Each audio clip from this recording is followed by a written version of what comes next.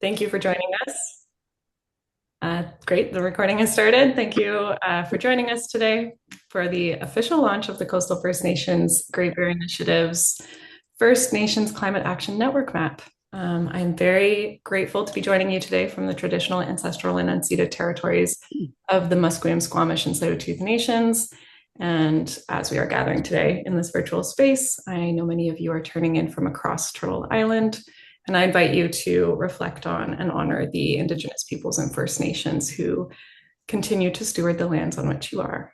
I will now pass it to Judy Wilson and invite Judy to share a few words to start the webinar off in a good way. Red Hummingbird, from the unceded territory of Supapmulu, which is about 4 hours east of Vancouver. I'm calling in on the Zoom call from the Tsleil-Waututh, Squamish, and Musqueam territory in Vancouver today, and welcome you all to our circle virtually and from your respective territories that you're calling in from. And I'll just do a brief prayer opening for our First Nations Climate Action Network map today. Kuksjam, Kelkukbi, Creator, Great Spirit, we thank you for today. We thank you for the many blessings that we get from Mother Earth, from the air that we breathe, from the land that we walk on, and from the water that we drink, and from our connections from all of creation, the trees, the plants, the medicines, and the animals, and the birds, and the fish, all that we're related to, Creator. The creation of origin stories tell us about our place in origin. It also talks about our responsibilities as caretakers, Creator. So we thank you for that gift that we have to all of our Pasalton, our relatives, and also, Creator, the teachings to walk lightly on Mother Earth and always to respect Mother Earth, and also to acknowledge and uphold the sacredness of the water.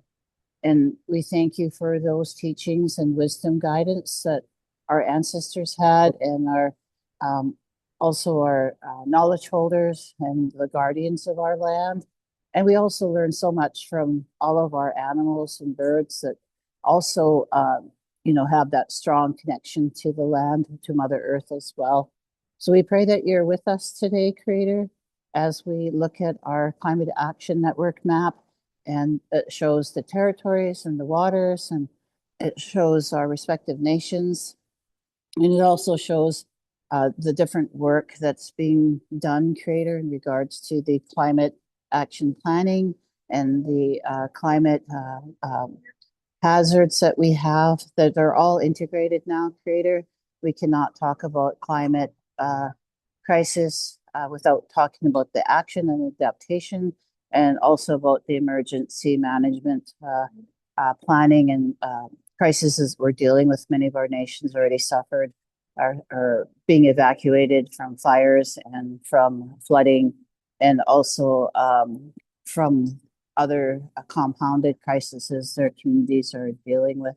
So we thank you, Creator, for this, the ones doing this work and the ones that are learning about it and the ones that have been supporting it for a long time now. This is a time that we've come together, that it's bringing us all together in a good way. So thank you again, Creator. Please bring love, support, and resources to those that need it the most.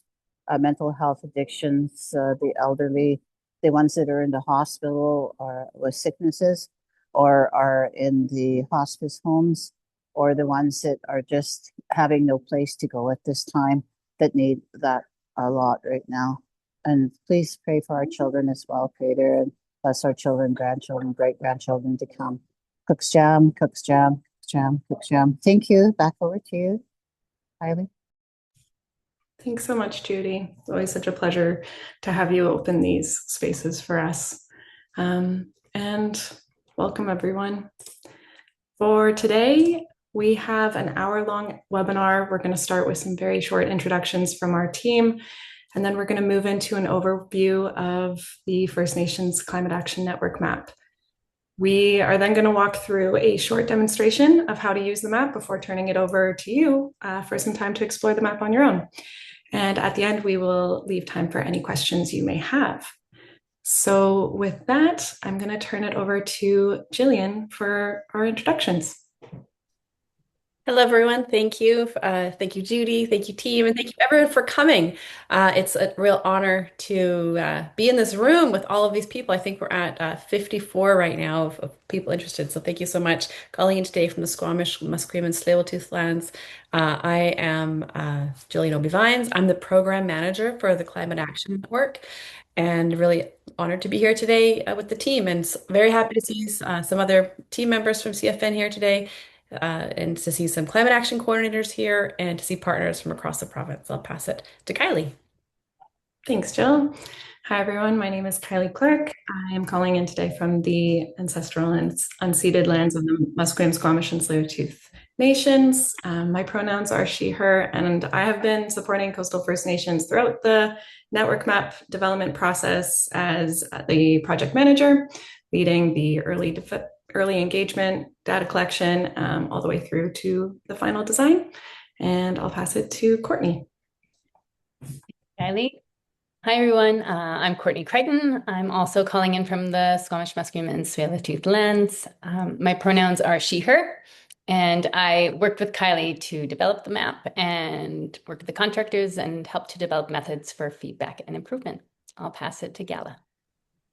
Hi, everyone. So happy to be here with you all. A lot of familiar names and faces. I'm Gala Munoz Carrier. My pronouns are they, them. I'm calling in from unceded lands of Lekwungen speaking peoples. And I've been a part of the Indigenous Climate Action Network team for about 3 years and supporting on the ICAN team side with this map, as well as with the training that's soon to come out. So yeah, thank you all for being here.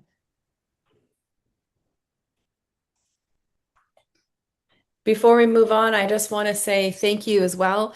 Just offer gratitude. So many of you were part of this in different ways, either as participants in the map, as folks who gave us more ideas of organizations we should reach out to, or advisors along the way. So just wanted to share gratitude, and it's been a real pleasure to work with so many of you in this project. Great. Thank you, Jill. Thank you all for joining. We have so many of you on the call today. We're really grateful for your time. So we'd like to try something fun to see where everyone is calling in from. So we're hoping that each person can drop a little stamp on the map you see on the screen in the area you're located in. And so to do that, you'll see on the left bottom kind of corner of your screen, there's a little green pen. And if you click on that, you can select the stamp, which is currently a check mark. But if you click on that check mark, it'll show you some other options for little icons you can use, like a heart or a star. And then you will just click once on the map in the area that you're located. So if everyone can give that a try, let us know if it's not working for you or you can't find the green pen or the stamp. We also, at the same time, welcome you to introduce yourself in the chat. You could share your name, pronouns, and the nation or organization that you're with. So we'll give everyone a chance to find the map. Oh, wonderful. I love all the hearts and stars.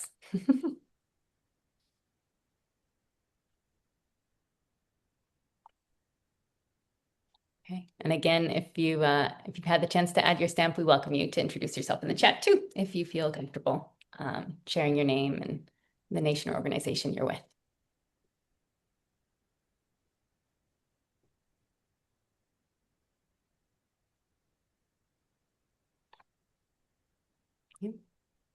Welcome, Rebecca.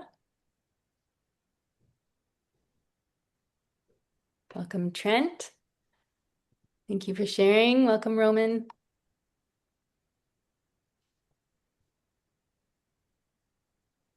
Okay. Looks like our map, maybe everyone's had the chance to add their stamp. Hi, Elizabeth and Audrey, welcome.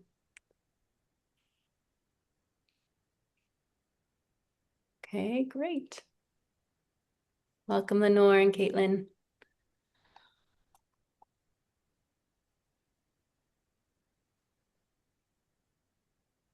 Okay, we'll just take a moment. We're going to take a little capture an image of this amazing visual that you all helped to create. And then we will move on and I'll pass it back to Kylie.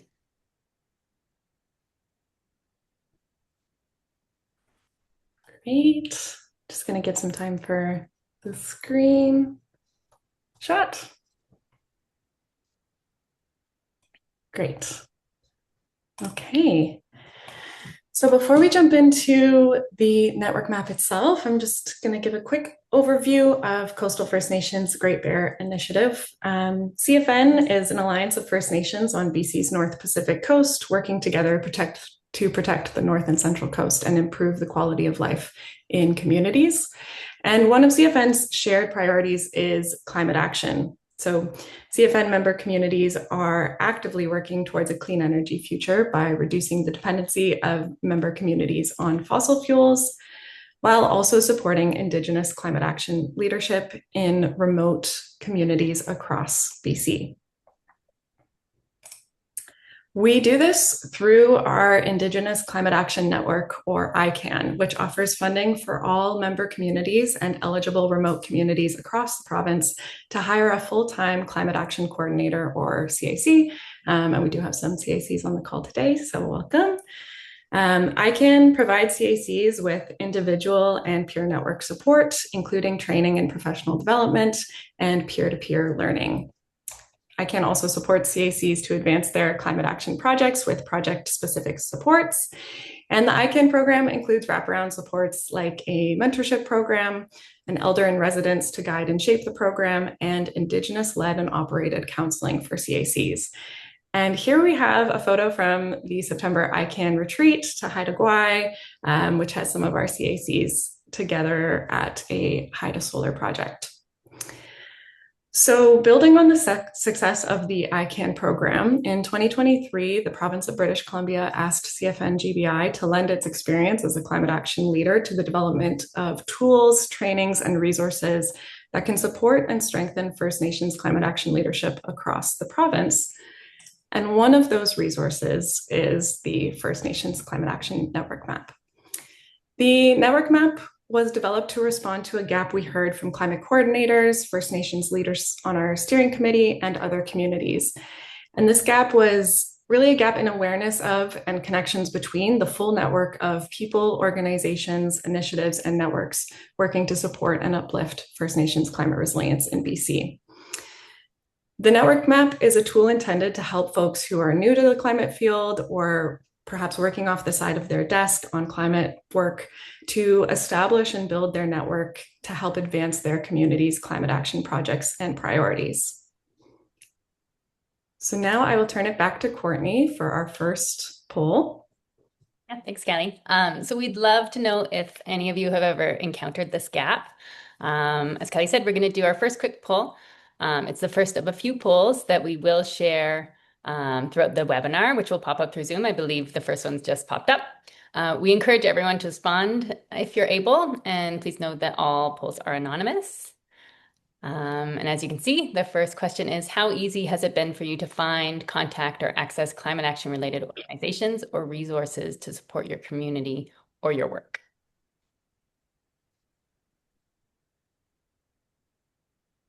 Okay, and we'll just wait for the answers to come in.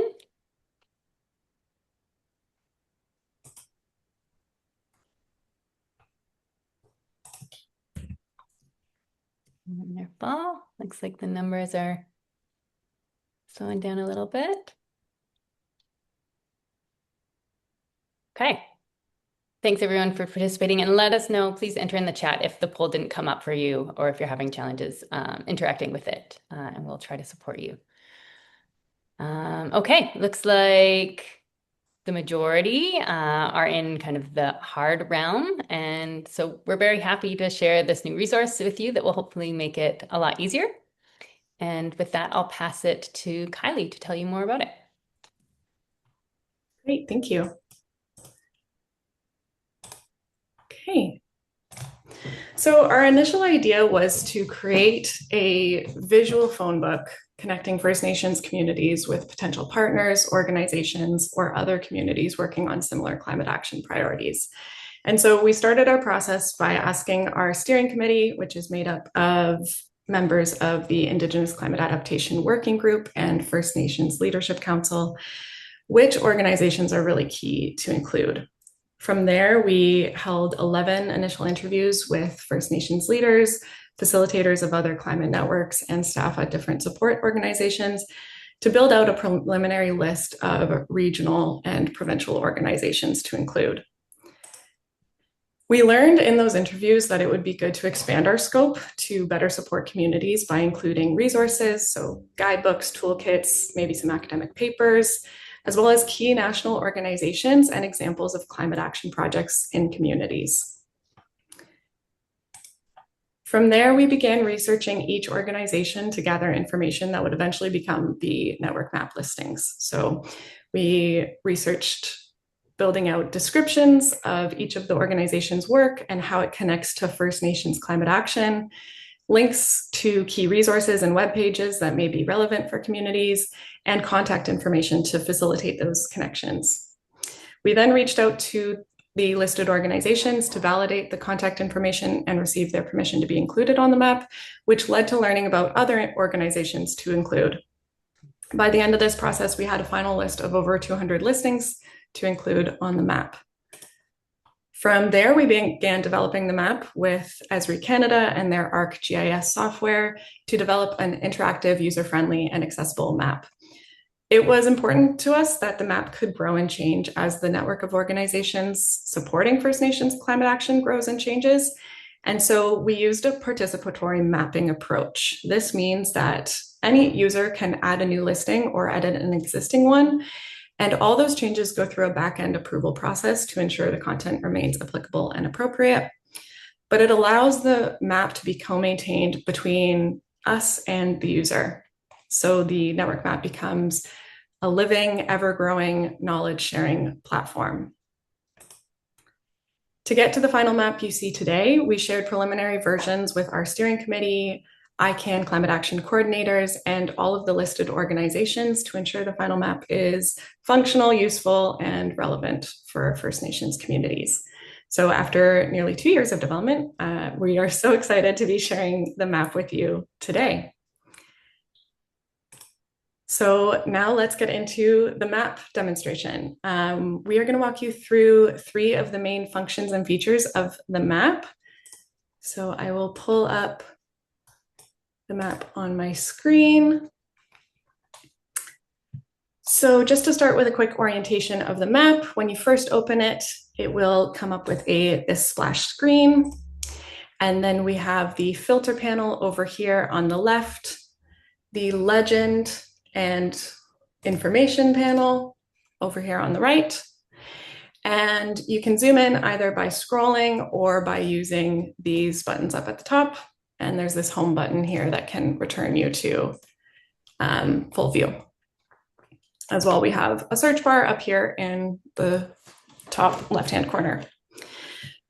So the filter panel allows you to filter for specific listings. If you were particularly interested in climate data and you wanted to see only resources, you could filter for what you're looking for. Or you could also search by name. So I could search for the ICAN network.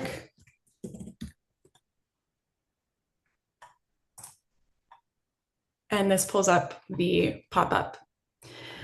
On the pop-up, you'll see a short description of the work, contact information, and then websites or links. And these tags down here correspond to the filter panel.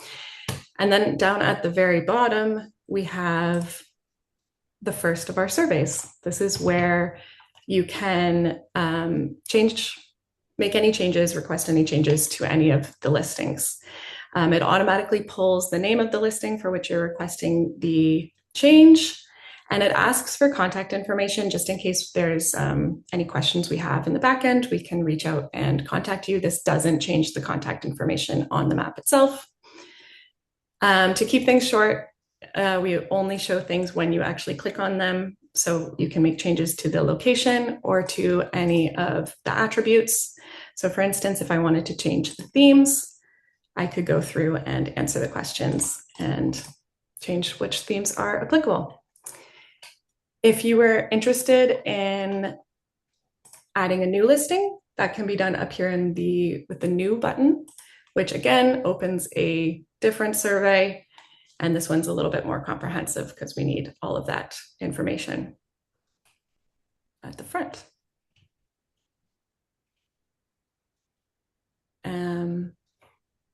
Okay. As I mentioned, all of the change requests and new listings do go through a backend approval process, so you won't be able to see them right away appear on the map, but our team will be quick to get through them and approve them so you can see them on the map. And now we will be switching over to your turn. So I will close out of this.